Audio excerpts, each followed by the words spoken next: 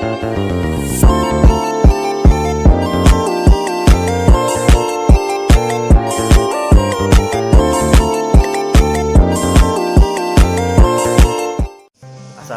warahmatullahi wabarakatuh. Halo semuanya, perkenalkan nama saya Ridwan Ramadan dengan NIM 710142215. Pada kesempatan kali ini saya akan menjelaskan salah satu metode pembelajaran yang kerap kali digunakan di bangku sekolah SD, SMP, SMA maupun di perguruan tinggi sekalipun. Nah, tujuan saya membuat video ini adalah untuk memenuhi tugas ujian tengah semester mata kuliah desain strategi dan pembelajaran akuntansi. Langsung saja kita masuk ke pembahasannya. Nah, salah satu yang mau saya bahas pada video kali ini adalah metode pembelajaran inquiry learning. Inquiry learning itu berasal dari kata to inquire, yang berarti ikut serta atau terlibat dalam mengajukan pertanyaan-pertanyaan, mencari informasi, dan melakukan penyidikan. Pembelajaran inquiry ini menekankan kepada proses mencari dan menemukan, sehingga guru tidak akan memberikan secara langsung materi pembelajaran yang akan dibahas. Tetapi, siswa akan diberikan kebebasan dan diberikan kepercayaan untuk mereka mencari dan menemukan sendiri informasi yang dibutuhkan untuk mereka bisa menyimpulkan nantinya di akhir pembelajaran. Nah, di sini tugas guru tentunya berperan sebagai fasilitator dan pembimbing siswa untuk belajar ketika siswa menemukan hambatan dan gangguan ketika dalam proses mencari informasi dan menemukan materinya. Nah, kemudian apa sih kelebihan dan kekurangan dari inquiry learning ini? Yang pertama adalah inquiry learning ini itu adalah kelebihannya, pembelajaran ini dapat memberikan ruang kepada siswa untuk belajar sesuai dengan gaya belajar mereka.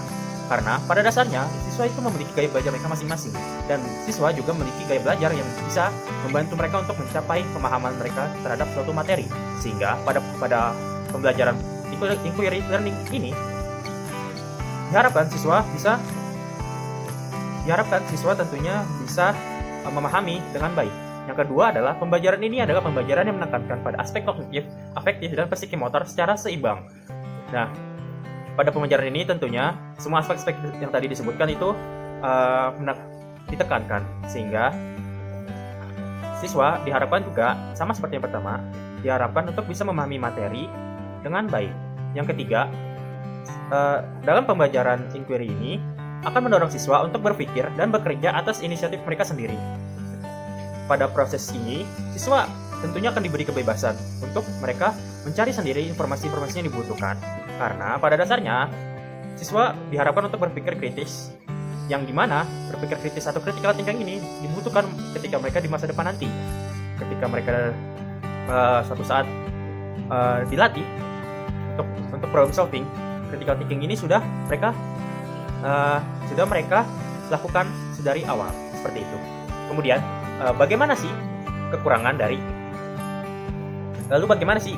inquiry learning ini? Selanjutnya, kekurangan dari inquiry learning ini yang pertama adalah sulit mengontrol kegiatan dan keberhasilan siswa. Karena pada dasarnya indikator untuk keberhasilan siswa ini adalah bagaimana siswa bisa memahami materi tersebut. Tetapi karena banyaknya siswa di dalam satu kelas, tentunya guru tidak bisa mengontrol satu persatu untuk siswanya bisa memahami materinya. Nah, ini menjadi kesulitan bagi proses inquiry learning ini. Yang kedua adalah dalam mengimplementasikan pembelajaran inquiry learning ini memerlukan waktu yang panjang, karena proses inquiry learning ini adalah mereka mencari informasi dulu. Nah, dengan kata lain, proses mencari informasi dan menemukan informasi ini tidak serta-merta bisa ditemukan hanya dalam satu pertemuan. Akan tetapi mereka bisa memerlukan waktu sampai 2 atau 3 pertemuan. Hal ini tentu tidak efektif untuk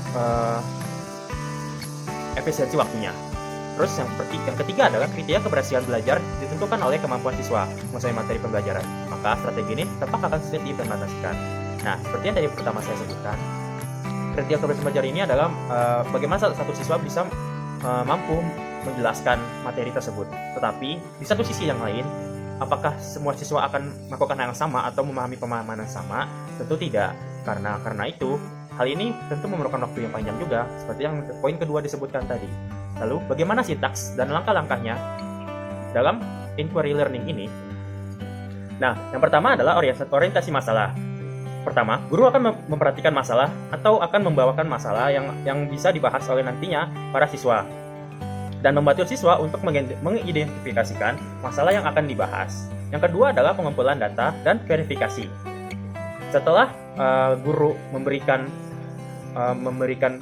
materi yang akan siswa bahas, siswa diminta untuk mengumpulkan data yang diperlukan untuk membuat kesimpulan. Data ini dapat diperoleh melalui eksperimen, observasi, ataupun penelitian. Yang ketiga, pengumpulan data melalui eksperimen. Siswa mengumpulkan data melalui eksperimen yang diterapkan di kelas. Nah, setelah data-data yang mereka lakukan secara observasi atau penelitian, ini mereka akan menerapkannya di kelas. Kemudian, pengorganisasian dan formulasi eksplanasi. Siswa mengorganisasi data yang telah dikumpulkan dengan mereka melakukan pencarian informasi dan mengumpulkan data, dan membuat eksplanasi tentang kesimpulan yang dapat diterapkan. Yang terakhir adalah analisis proses inquiry. Siswa membahas dan membandingkan kesimpulan yang telah dibuat dengan data yang telah dikumpulkan. Nah, untuk materi yang mungkin bisa diterapkan pada proses inquiry learning ini,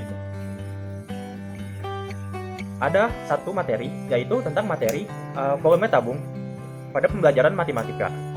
Bagaimana penerapannya dan ilustrasinya? Mari kita sama-sama simak video animasi ilustrasi berikut ini. Selamat pagi anak-anak.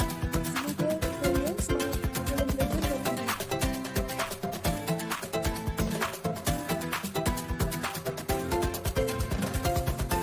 Untuk materi kali ini, kita akan belajar tentang volume tabung. Sebelum itu, Bapak mau tanya, apa itu volume tabung?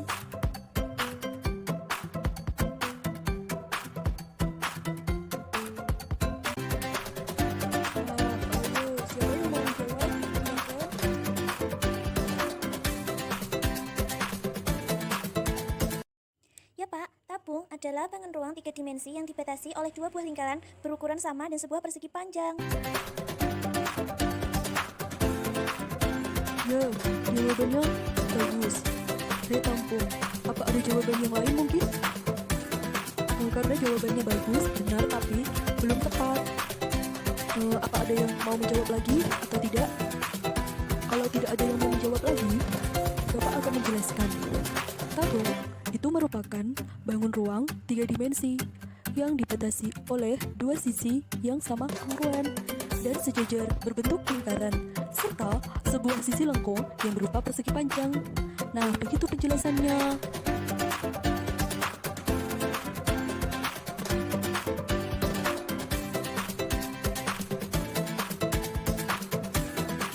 Nah, sekarang apa bisa dengar gimana rumus dari volume tabung tadi? Ayo, siapa yang menjawab? Ayo, apa jawabannya? Ayo, siapa yang mau menjawab lagi?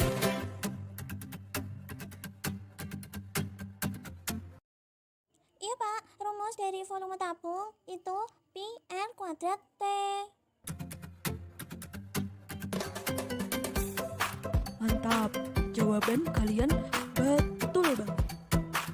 Jadi, perlu dan sangat perlu diingat untuk rumus volume tabung. Rumus volume tabung yaitu pi r kuadrat T. Sekarang Bapak mau tanya, kalian tahu apa bedanya? Kenapa rumus volume tabung itu pi r kuadrat T? Kalian tahu di mana diperoleh rumus tabung itu? Dari mana? Asal usul kok bisa volume tabung itu pi r kuadrat T? Kenapa bukan pi r kuadrat? Ayo, yang di sini siapa yang mau menjawab lagi? Kenapa volume tabung pi r kuadrat T dan bukan pi r kuadrat? Ayo, mau jawab apa mau Bapak tunjuk? Apa kalian tidak tahu dari mana asal usul dari rumus volume tabung? Ayo, siapa yang menjawab lagi? Bapak tunggu jawabannya. Maaf Pak, kami tidak tahu dari mana. Nah, sekarang Bapak akan memberi tugas kalian. Kalian akan Bapak suruh untuk membuktikan asal usul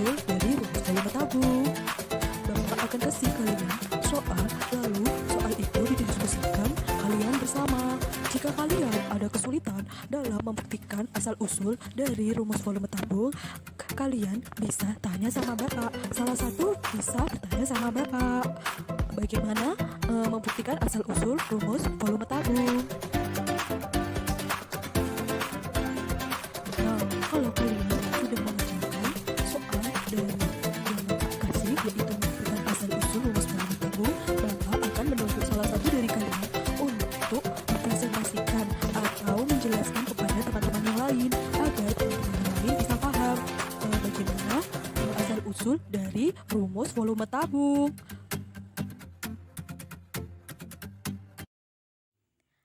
Baik, Pak. Kami akan berdiskusi. Nah,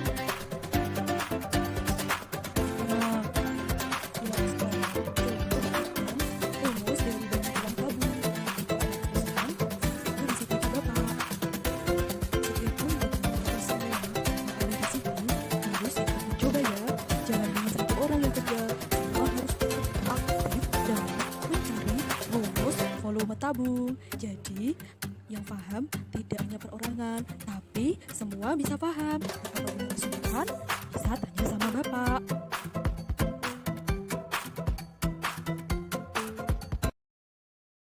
Baik, Pak. Terima kasih. Sudah ketemu jawabannya? Kalau tidak,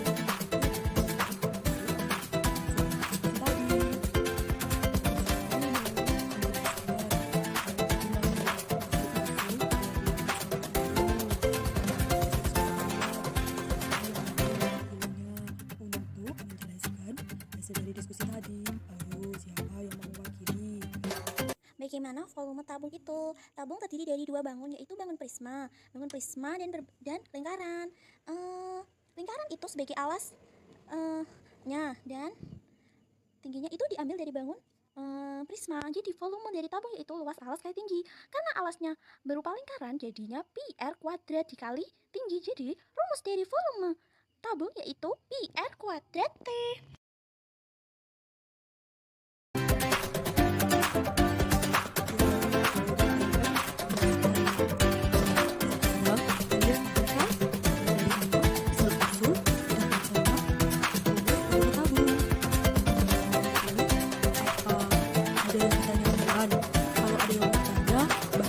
Silahkan.